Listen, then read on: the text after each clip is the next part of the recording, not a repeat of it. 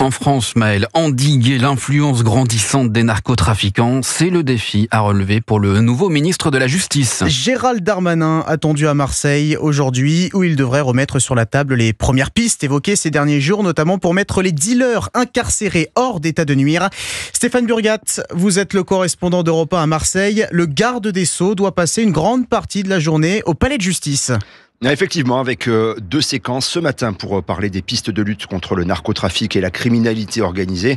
Et puis cet après-midi pour évoquer le dossier des saisies de drogue et d'avoirs criminels, mais aussi celui de la justice civile, des familles de victimes que le précédent garde des Sceaux, Didier Migaud, avait rencontré. Lui aussi, ces familles qui demandent que les dossiers d'enquête pour assassinat ne soient pas enterrés, comme cela arrive parfois, selon les porte-paroles de leur association, même si les l'élucidation des affaires d'assassinat s'améliore.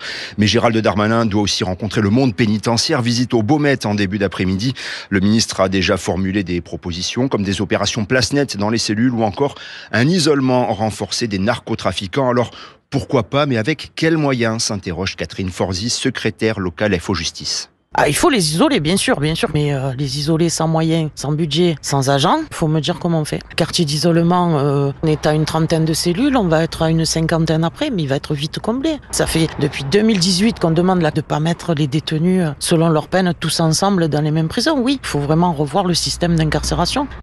Voilà des interrogations dans un contexte particulier au Baumette, puisque la directrice et un de ses adjoints ont dû être mutés récemment après avoir reçu des menaces de mort de la part de détenus. Stéphane Burgat en direct de Marseille.